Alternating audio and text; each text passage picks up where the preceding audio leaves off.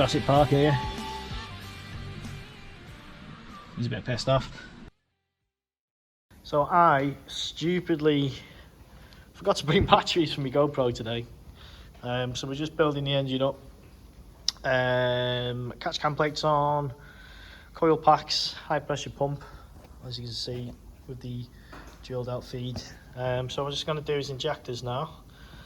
Porting's all done. Look at that. See, that's what we're after. That's what we wanted. So now we can have a smooth flow of fuel and air. So yes, we're just doing the DI injectors. We've got brand new injectors to fit. With brand new injectors. We've got a brand new sealing kit as well. So I can't really show you fitting it because I haven't got my GoPro.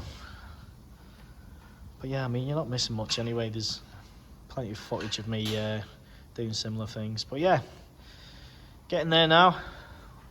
Almost ready to be put in the car. That's exciting, isn't it? Let's put the sump on. We've put the turbo adapter on. So generally the stock turbos and hybrid turbos, they bolt off here, but obviously this has got a flange because we are going to the screamer pipe, and then it's obviously sidewinded. So that's all on, all tight. So we're just putting the sump on now. More or less, everything else is on, all the coil packs, PCV plate, injectors are in. But yeah, we've just got to sort out these lines next after this sump, which could take a while. So yeah, I'm just going to put the sump on now. As I said, I have forgot my GoPro batteries, so I would film this, but it's basically putting sealant on a sump. I'm putting the sump on, so you're not missing much, are you? So yeah, so we've just put his pulley on, his crank pulley. This is the tool we use, keeps it the pulley in place, so you can pull the dowel bolt out without that sprocket, because obviously it's under tension without a sprocket coming away from the crank. So it's pretty important you use one of these, because if that does come away, you're going to have all kinds of issues. But yeah, anyway, we've had to fit and supply a new pulley, damper pulley. The reason being, it did run an upgraded pulley. However, this is smaller than the stock pulleys. And obviously this car wasn't running aircon. So because Chris wants aircon, I mean, this is the pulley that they had obviously on the engine to support not having aircon there, but for this pulley itself is actually smaller again than the aircon. So we need to run a stock belt basically, because we're running aircon, so a stock belt won't fit that pulley. Still just need to sort out the oil cooler lines, which I'm going to do now. Everything else has been done, so sump's on now. All the bits are on. We've just got the alternator, which I've left off purposefully because it does come very close to this line. So we're just going to get all that right, and then once we've got the lines, we're happy with them, intake will go on. We have got a thermal gasket, which I'll show you in the next clip. I'll explain why we use that, and then intake can go on. This can then come off the stand. We can fit the iBed rear main seal and then mate it to the DQ500, and that is pretty much ready to go in the car. So one last thing, we always torque these. We actually Loctite these bolts. So this crank bolt is, you have to renew these because it is a stretch bolt, so we use a new one every time. We Loctite as well because we have had a 600 horsepower one of these back out, and obviously the pulley is turning this way. If you imagine the torque, I mean, what was it, 550 foot-pound torque pulling that way, and obviously the bolt fixes that way. So when we torqued this to spec, which was, I think it was 80 foot-pounds, it backed out, and the pulley almost came off. So we over torque these now. So I'm going to torque this up to 120 foot-pound, which is a lot, but that's what we find holds it in place at the torque level. So can't do this and film it, but this is the tool we use. So Dave's counter hold in this pulley, and then I'm just going to go in with the torque wrench and obviously go against that counter hold. See, here we go. This is a prime example of why you got to take your time with these lines, but you can see we are almost, well, we're fouling the alternator, and as we go underneath you can see we're never going to get the thermostat socket in, are we there? So I've basically got to do another link on that, because that one is not going to work. But yeah, it's a fucking royal pain in the arse doing these lines. It's not as straightforward as just bolting them on and forgetting them. So yeah, alternator's got to come back off, and we've got to take the water pump off so we can tighten this in a place where it's not going to do that. So what I'm going to do is probably try and get it right diagonally down, but again we've got a big bulbous aircon pipe here, so it's got to route properly. Oh, they're just a ball ache. Dave. Oh, my friend, just a friend, just a friend. Oh. Fucking gays. Okay, so here I always use these on the RPC intakes or billet intake manifolds. So this is what we call thermal gasket. So this obviously goes between the cylinder head and the intake, and its job is to stop heat transfer from this cylinder head to the intake or vice versa, because obviously metal on metal is going to conduct heat. So this is a thermal gasket to just reduce that intake getting so hot and sort of ruining all the lovely work the intercooler's doing and the methanol's doing. So yeah, they're not mega expensive, but yeah, it's just to combat heat soak basically. Okay, next hurdle. So I was putting the intake on just to see where the pipe is in position with the oil lines, and then we realised the harness bracket that fits the injector rail fouls the methanol nozzles. So back off it come. I don't really want to touch these because I can see these have been set, because these, I know from experience they're a fucking pain in the arse, the threads on here. So these have been set most likely nylon thread locked in position, so I do not want to disturb that, because once it's on the car that's going to be a ball ache to see if it's leaking and also fix it. So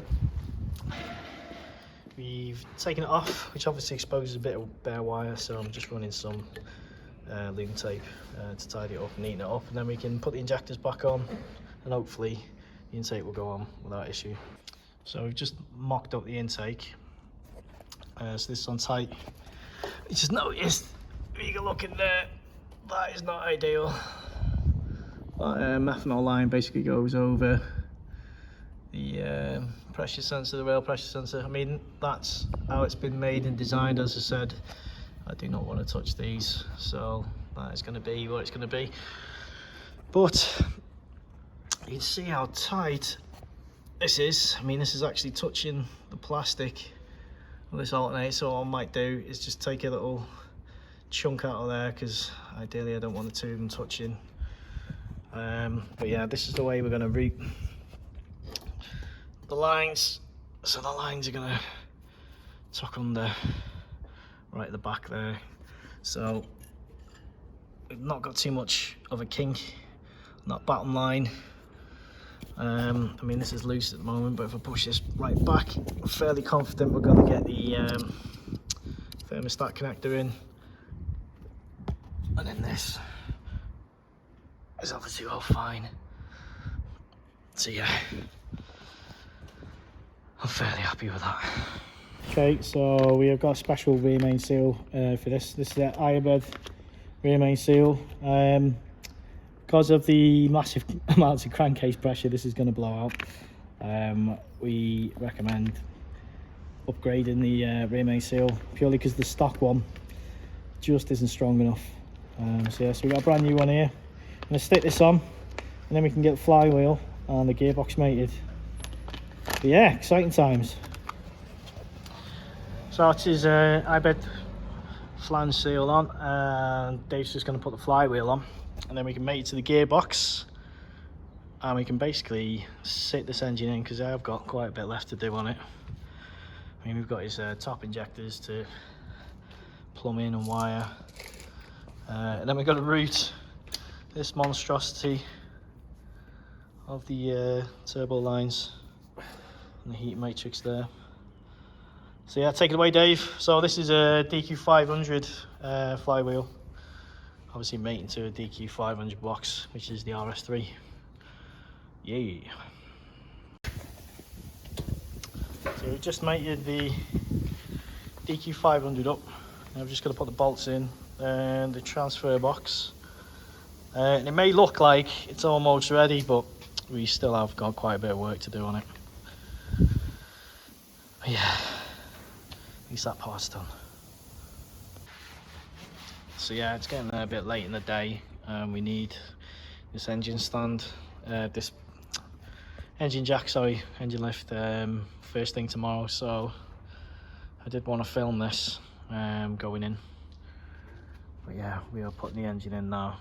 So in about 10 minutes, it's going to be in there. Still need to do these oil lines and stuff, and obviously we've got to reroute all these lines to the turbo and whatnot. But yeah, it's going to be nice to see it sitting in the engine, isn't it? In the engine bay, sorry. Yeah, tomorrow I will remember the GoPro and the batteries. Yes guys, welcome back to the channel. Welcome to Chris's build part 5. I think we're on part 5. Yeah, it's definitely part 5. So Cook progressed quite a lot now from the previous video. I'll just take this crash bar off for 2 reasons. We have got to fit a condenser for the aircon onto here. I've just noticed now he's got a snap tab there, so that's going to be fun, isn't it? That should stay in place though. So yeah, we're all plumbed in at the back. This was a bit of a mess to do. So we've got the wastegate there, this vac line that tucks underneath this downpipe. Yeah, we've got all these. It's just a massive lines, basically, lines everywhere.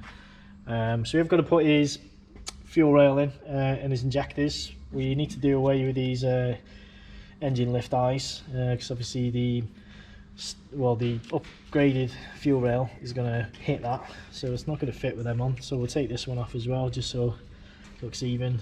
So yeah, we're not far off starting. You can see oil lines are on there, and they're all nicely fitted to the thermostat.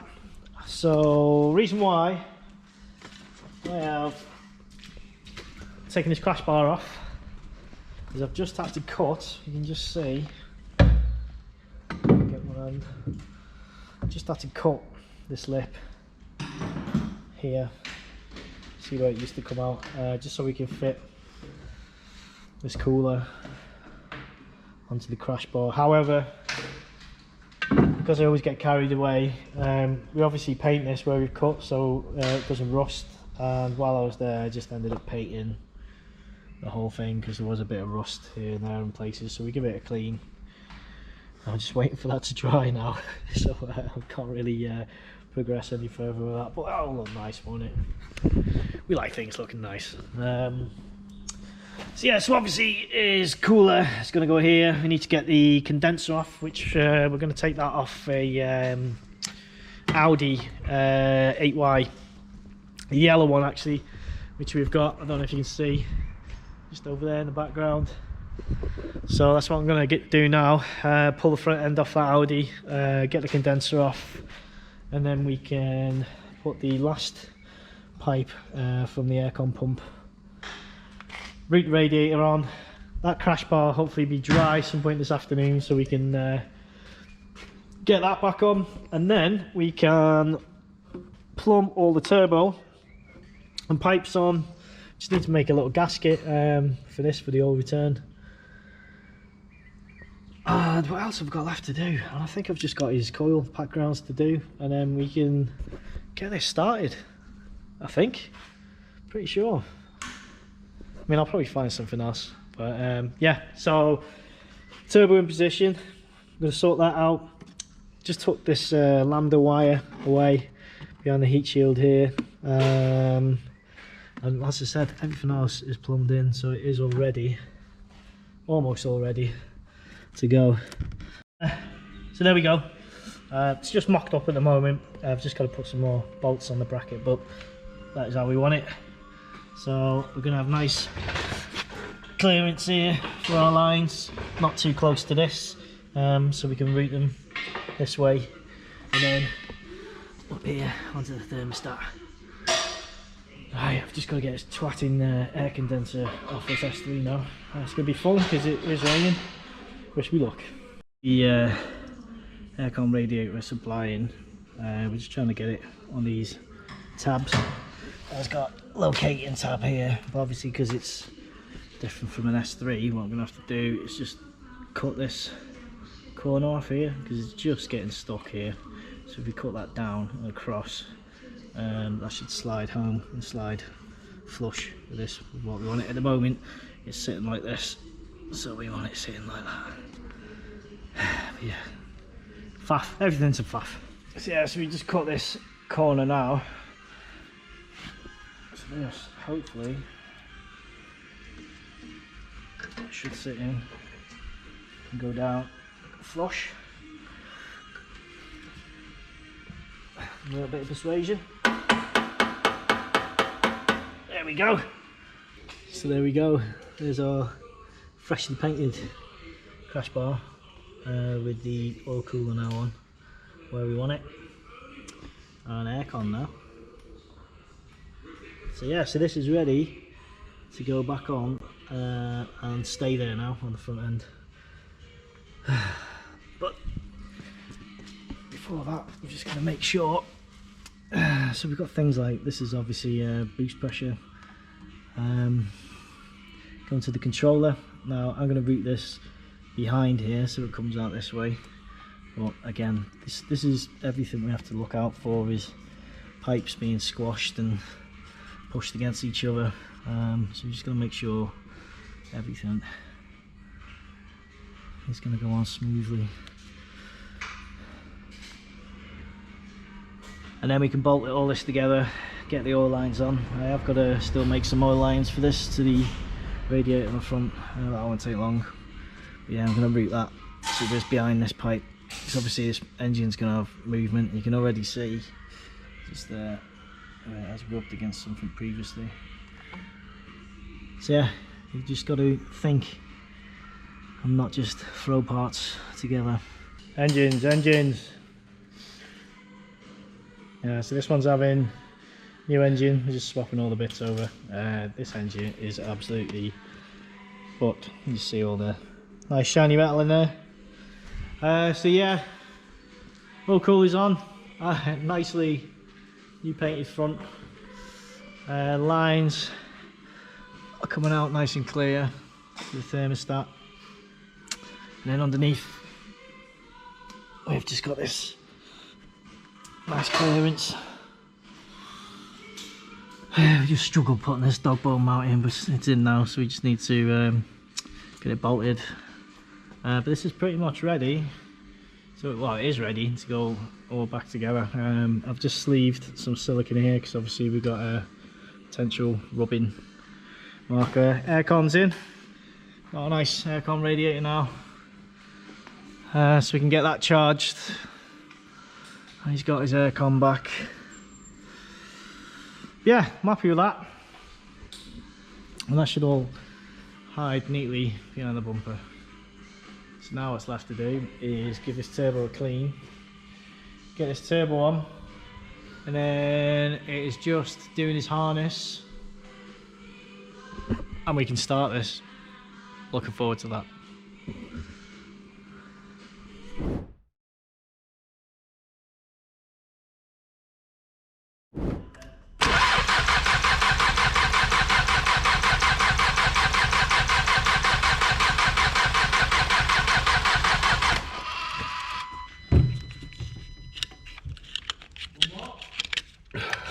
No, that should do.